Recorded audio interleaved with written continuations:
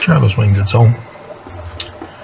In Mormonism, Mormons believe that Joseph Smith was prophesied to establish the church in the latter days.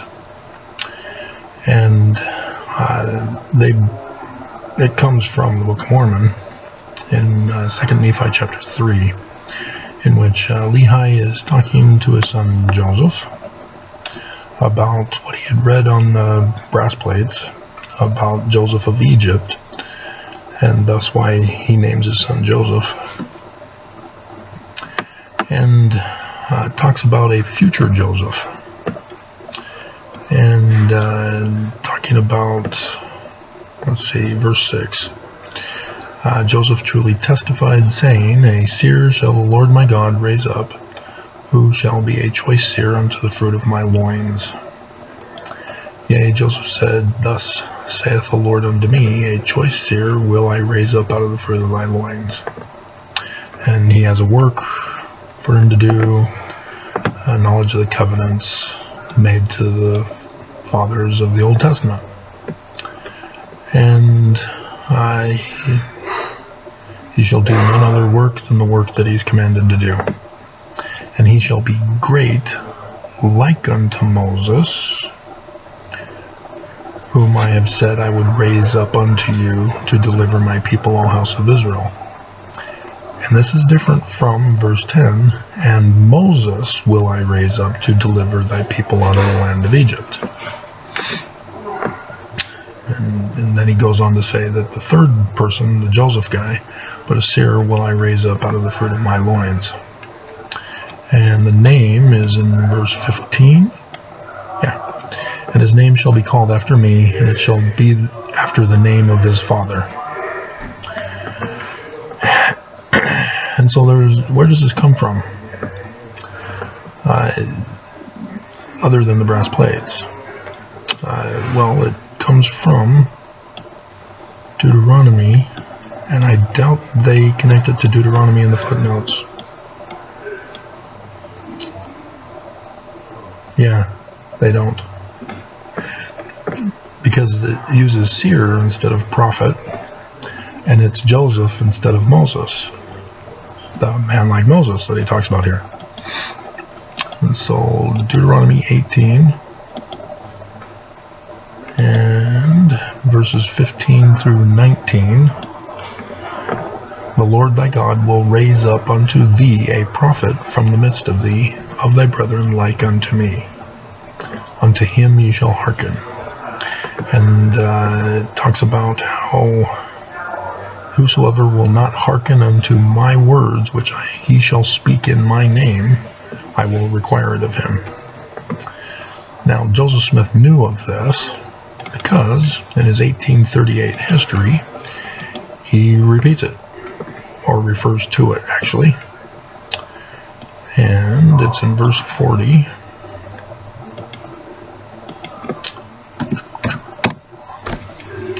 He quoted also the 3rd chapter of Acts. See, he's given you Old Testament prophecies, but then throws in Acts, because, as he says, precisely as they stand in our New Testament.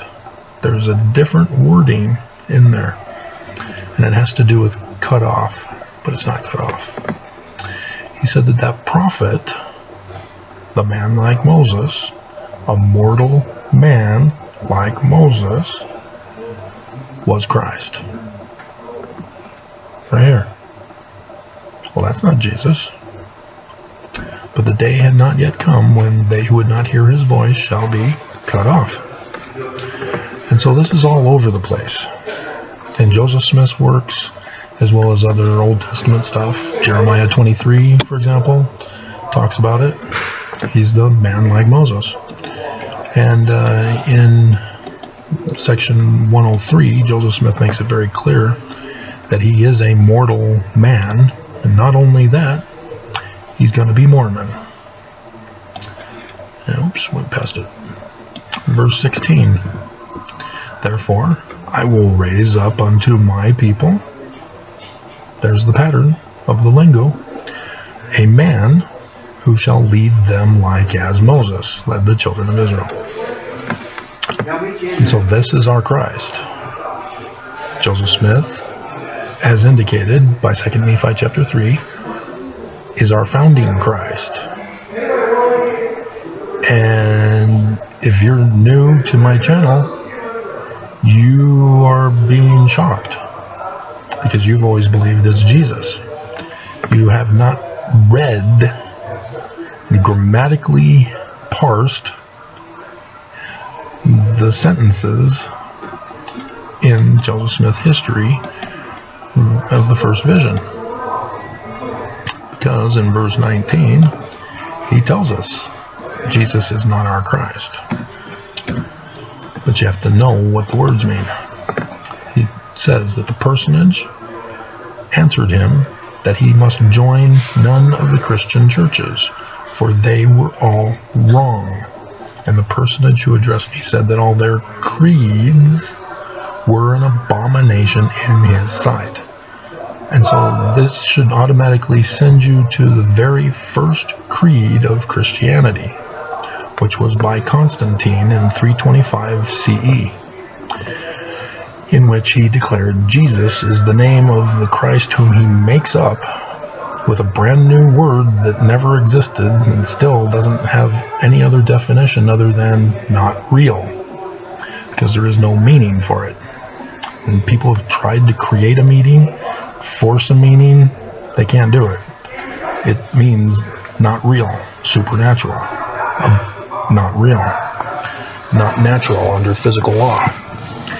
And this has led to an abomination against the Jews, of whom the scriptures were written by, and turned the Gospels into literal history. And because they're literal history, Christians believe that Jesus assassinated their Christ, their Jesus. And as a result, they then hate the Jews. And so whenever a Christian says Jesus is Lord, Jesus is the Christ, they are replacing the Christ of the Jews. So when Mormons say that Jesus is the Christ, Jesus is in the name of our church, Jesus is the name we close our prayers, our talks, and everything in, you are replacing the Christ of Joseph Smith. Because Joseph Smith was our Christ. And that's blasphemy and heresy to Christians. But that's why Joseph Smith had to code his history. Because as he says in the beginning, there are evil people who are trying to turn this church into a Jesus Christ church. And as you can see, Willard Richards was one of those evil disposed men, because he calls the Church of Jesus Christ, changing it from what Joseph Smith had it as. You got to look in the Joseph Smith papers. And it's unclear, I'd have to check the original document, but the footnotes say Church of Christ rather than Church of Latter-day Saints, as the name was changed to by 1838. It was 1834 when it was changed. And so section 115, Joseph Smith isn't saying the name's now the Church of Jesus Christ. No, he uses the future tense verb, shall be called in the latter days, because he knows it's going to be taken over by the great and abominable church, and they're going to call it the Church of Jesus Christ of Latter-day Saints, and their Christ is going to be Jesus, replacing the Jewish Christ of Joseph Smith, who is going to be a Mormon. And so now that you know this, now that you're compelled to believe, you're having to start from scratch, because you now are, oh my God, I've been looking for the wrong Christ. I've been waiting for Jesus to come and save me from the horrors of the world and the deep state dens. Yeah, well, are you going to do the right thing now? Even though it's kind of too late, you missed the Exodus in 2020. That was when it was supposed to happen, according to prophecy. And now we're headed for the destructions that are coming, both by war and by climate change. And so the author of Matthew, which was turned into literal history, but originally he writes it to answer all of the prophecy checklists. As he says for the sign from Isaiah, he says, "Now this was done that it might be fulfilled, which was spoken of by the Lord by the prophet, saying, Behold, the virgin shall be with child and bring forth a son. Call his name Emmanuel," not Jesus. So they call him Jesus. What? But they keep on going. As he then talks about the wise men coming before Herod and saying, "Hey, we've seen the sign in the heavens of his birth. Where is he? We want to worship him." And so Herod calls for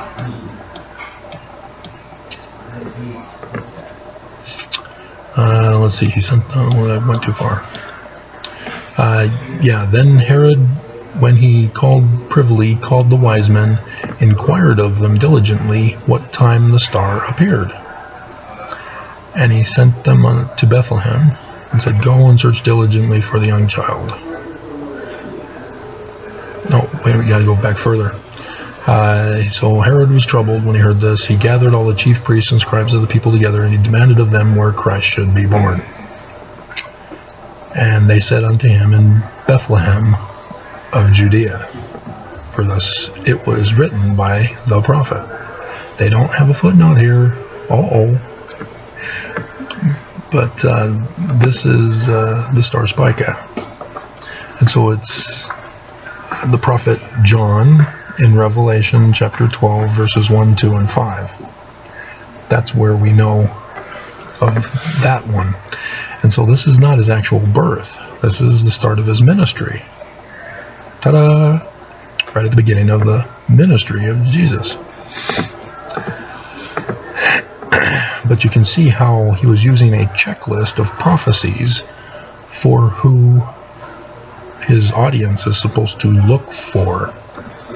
And his audience is actually us, our day, because the date from Revelation, from Isaiah, from Matthew, from the Book of Mormon, 1 Nephi chapter 1,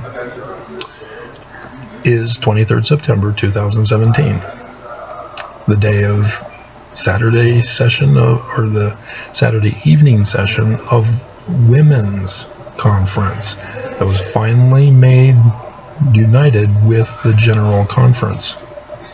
Monson made that change. Then Nelson came in after that and did away with it. He made it part of took away the priesthood session, and then Nelson then switched them, and then he tried to cancel it. And there was a big uproar. He brought it back, but canceled the men, and chaos has ensued ever since. But his actual birth sign, in case you're curious, because you're new and you're in shock, you need to breathe. Just breathe in, out. Ezekiel chapter 17. The word of the Lord came unto me, saying, Son of man. You familiar with Matthew 24? Jesus talks about the latter days and says the Son of Man, Son of Man, Son of Man, Son of Man, Son of Man, Son of Man. Immortal, just like Joseph Smith said. Put forth a riddle and speak a parable unto the house of Israel. And then talks about an eagle. And takes the highest branches of the cedar of Lebanon and carries it to land of traffic, set it in a city of merchants. There's the land of his nativity and of his birth. And when you understand that it's America, then you begin to learn about how everything is a prophecy and it is not literal history. You are not supposed to take the latter days literally because they're prophetic, in which they use names and places that have meaning, like Judea, That's phonetically the same as Utah. Here in Ezekiel 17, this is going to blow your mind. It blew my mind. Let's see, we got to go down to the end in 22. He repeats it again. Took the highest branch of the high cedar, and he will set it, crop off the top of the young twigs, a tender one, and plant it upon a high mountain. What does Utah mean, Mormons? Exactly. Top of the mountains. In the mountain of the height of Israel. Yep. How did they know? And so, this is who Mormons are looking for. In 2017, he arrived to start his ministry among the Mormons, like Samuel the Lamanite, whom the Nephites tried to murder, chased him out because they didn't believe, and then Jesus comes to Nephi, the new name of the man like Moses, whose name is Emmanuel, Godsoul, Son God, and it says, where are the records of Samuel? Oh, oops. So then they wrote it. So it's kind of important. But now that it's all new, you need to go through and find the prophecies again and not be so quick to dismiss when somebody says something like this. Because now that you know that it's not Jesus you're waiting for, now that you know you missed the Exodus, now that you know you missed going to the government to save the Constitution, title Liberty, it's not literal history. It's prophetic. The Book of Mormon even tells us it's prophetic. 2 Nephi 25:1. Nephi says, not only am I writing in the learning of the Jews is a manner of prophesying. So the Book of Mormon is not literal history, which means it was written by the Smiths through Sidney Rigdon. And now you shouldn't have a problem accepting that as truth, because science has shown us Sidney Rigdon's the major author of the Book of Mormon. And I've shown you that Joseph Smith Sr. is the major author of rewriting 116 pages, which became 1st and 2nd Nephi, which is a pattern for the books of 1st and 2nd Samuel, which are 1st and 2nd Kings. So 4 king books, 4 Nephi books. Nephi is the king, Nephi is the Christ. King is Christ, mortal man, and so that's his new name. And he's gonna. Okay, I gotta end.